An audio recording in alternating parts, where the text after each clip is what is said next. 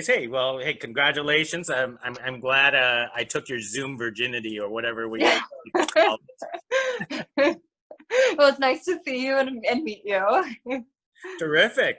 So, hey, Lydia, once again, congratulations for everything. You are taking off big time now, from my understanding, because I just checked your IMDb. You are so busy. You're busier than I've you definitely know. been keeping busy, which is nice. Yeah. So tell me about this latest project of yours that's coming out this weekend, Yeah. Psycho Sister-in-Law. Yes. Psycho sister-in-law. I have to say I'm extremely excited about this project. I have always loved Lifetime movies. They've kind of been a guilty pleasure of mine. And with Lifetime movies, there's sort of the basic rule of someone survives and someone's a psycho. And there's really no in between or gray area. There's always one or the other with the two leading parts. Not to spoil anything, anyone who's seen the trailer would obviously be able to depict this, that I'm the psycho, which is exciting. And the story itself is about, the estranged half sister of this character, Nick, who was actually played by my good friend Brando Eaton. So it was nice in the sense that we almost had a cinematic reunion, because one of my first movies ever was Cabin Fever Patient Zero with Brando. Oh, So that was pretty fun. And also so sorry, I think I lost my train of thought, but basically I reappear after the death of mine and his character's father, and there's sort of a squabble over the inheritance. oh wow. Hmm. It's kind of funny is I don't take you as a Lifetime type of a girl. I like it. I'm not gonna lie, they hold a very special place in my heart. All of their suspense thrillers and Christmas movies. Those are kind of the two that I bounce back and forth between. Okay, no, I just find it strange just because of all your previous projects tend to be like sort of like this thriller or action horror or something like that. Right. So something from Lifetime seems to be like very far fetched that you would actually take on. I mean, maybe, but this one actually is a bit of a dark psychological thriller that has twists and turns, and there's definitely a lot of psychological drama in this thriller element. So this one definitely does sort of fall in line with the types of movies I tend to gravitate towards. So obviously you are playing, was it Zara or Zara? Zara. Could you tell us more about this character and how you prepare for, to play a psycho? It's interesting because for this role, I didn't have a lot of time to prepare. I was originally offered another role in the film, which was going to only be in the opening sequence and sort of set the entire tone for this film. And about 2, maybe 3 days before cameras started rolling, I got a call from the director, and he offered me the part of Zara, which was a considerably larger role. She's in just about every single scene of the film. I think she's in all but 5 scenes of this movie. So there was not a lot of time to prepare, but I love a good challenge. And like I said, I love a good psychological thriller. And then you throw in that added bonus of drama, and I'm hooked. I'm in. I was all for it. And I was definitely drawn to her because she's a character and she's very twisted. And so I sort of got to play and have fun. And, I didn't necessarily change physically for this role, but I did emotionally. Wow. So what are some of the twisted moments that you could possibly talk about? Are we talking about like vengeful stuff or pranks? There's a lot of revenge. There's a lot of rage. But at the same time, Zara walks a fine line between love and hate. And sisters truly aren't forever. And she loves her family and she loves everyone, but not as much as she loves herself. Wow. You know what? I just by talking with you just for this past few minutes, I don't find anything of your personality in this Zara. No, I think that's why I like playing these darker characters, because they're so set apart from who I am as an individual. And because on a day-to-day basis, I'm extremely happy, and I try to surround myself only with things that are uplifting, whether it's, you know, comfort food or movies, puzzles, books, anything that sort of creates a joyful mindset is how I live my day-to-day life. And for some reason, I love to play these twisted roles. And I think because I'm not like that on a day-to-day basis, so I really get to play and have fun and sort of try to understand that alternate mindset and reality that's so set apart from me. How does it feel taking most of the screen time on a film like this? Because that's quite unusual for many of your projects in the past. Yeah, a lot of times I play sort of supporting character roles. So to be the lead in this was, it was a rush. It was a thrill. It was a lot of fun. I was on my feet a lot, but it was totally worth it. It was really exciting. And the group that I was working with, everybody was so wonderful and so nice. Jake Helgren, the director, Autumn, the producer, and everybody at Ninth House. It was one of the warmest, kindest, safest, and most wonderful productions I've had the opportunity to be on. I loved working with them. It was really amazing. Now, Jake Helgren, the director, Yes. I looked up his filmography, and he does two types of movies. He either Mm-hmm. does the horror movies or the Christmas movies. Yes. I So love both of them. So it's so, perfect. so how did he approach you on directing you in the film like this? And have you approached him about being in one of his future Christmas movies? You know, we've gotten to be really great friends after this production. Honestly, from day one on the initial phone call when I was originally set to play the other role, I loved his energy. I loved the vision that he had behind this script. And I've seen his other films too, and they're really fun to watch. So I knew that I was in for a great experience. And I mean, he's just really wonderful. And he let me play with this role. He gave me the opportunity, even though it was such a short amount of time, he really let me search for her voice and figure out who she was and sit down and have conversations with him to understand the relationship that she had with her family, with her brother, where her mindset was during all of this. And there's a lot of twists that I don't think the audience will see coming with this. It is your typical Lifetime movie, but then it goes even a step further with the twists and turns.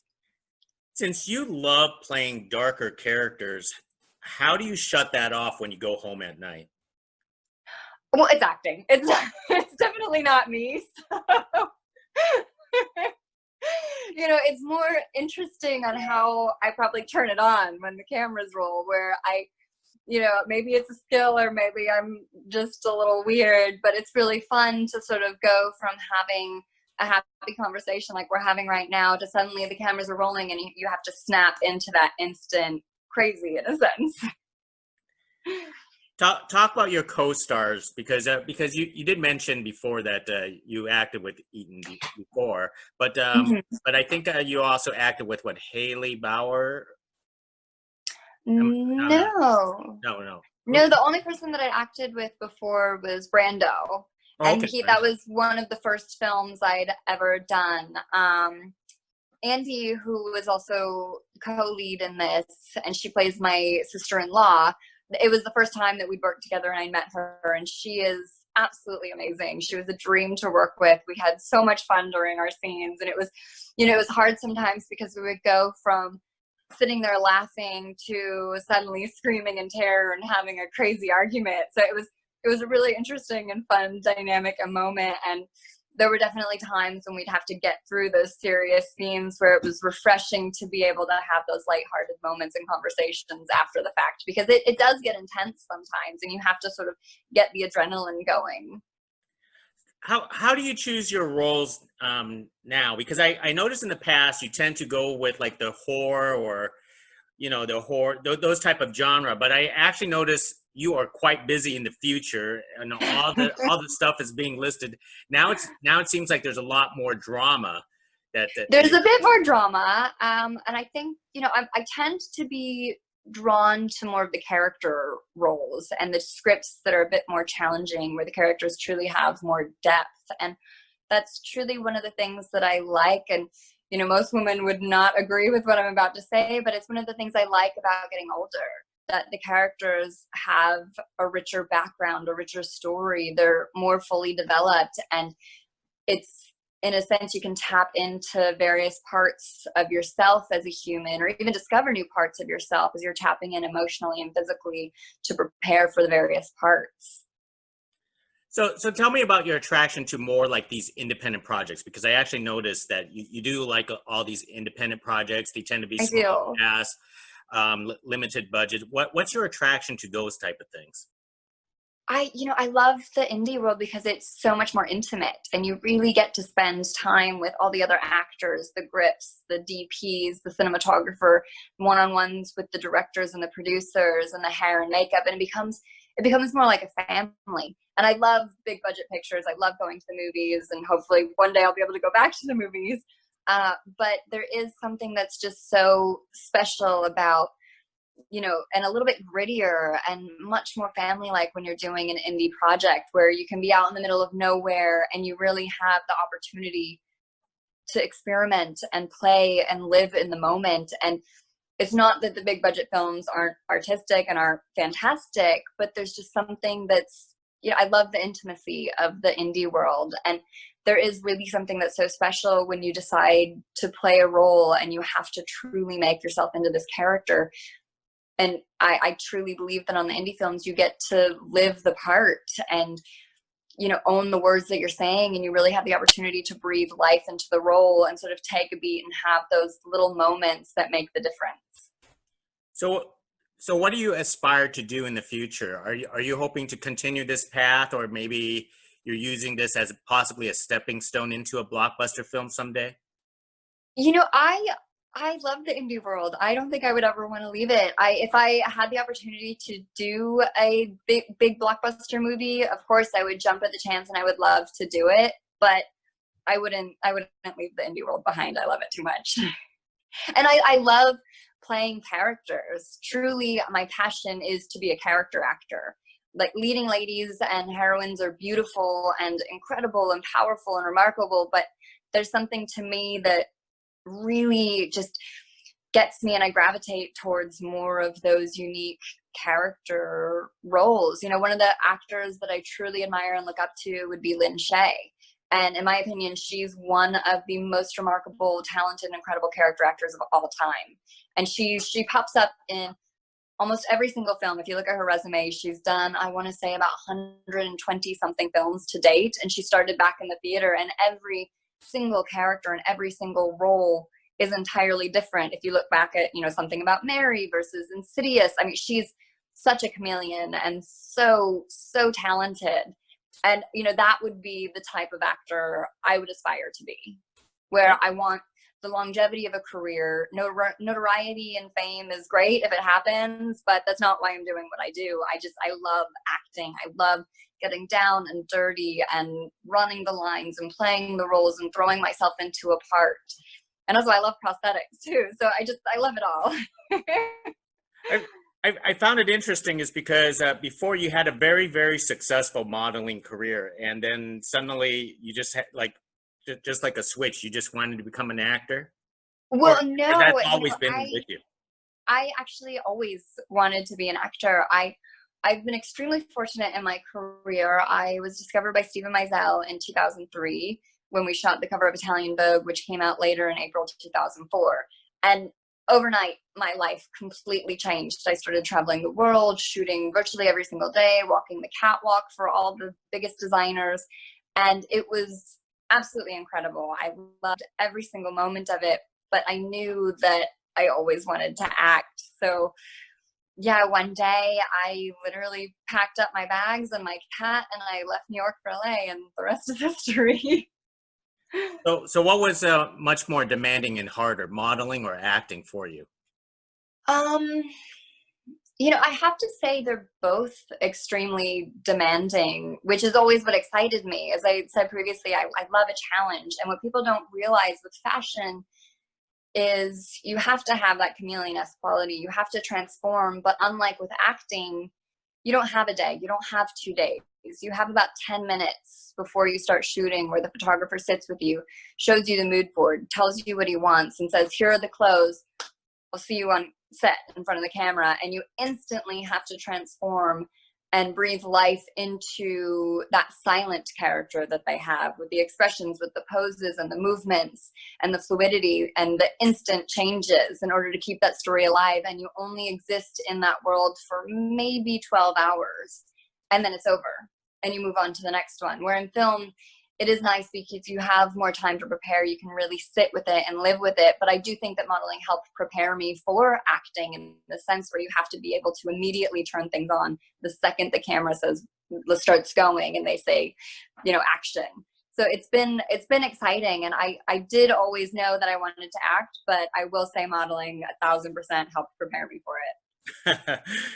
And what was your first project? Can you recall the experience when you first acted?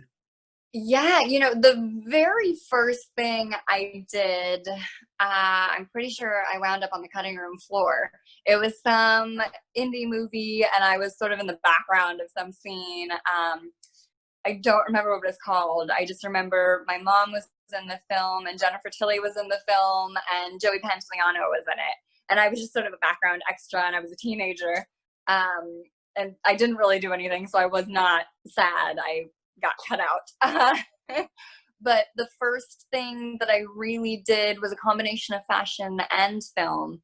It was a fashion film directed and shot by Tara Subkoff. And it was so exciting to me, and so different and so unique. And it was a bit of a narrative story about film and the effects of entertainment on the psychology of a young woman.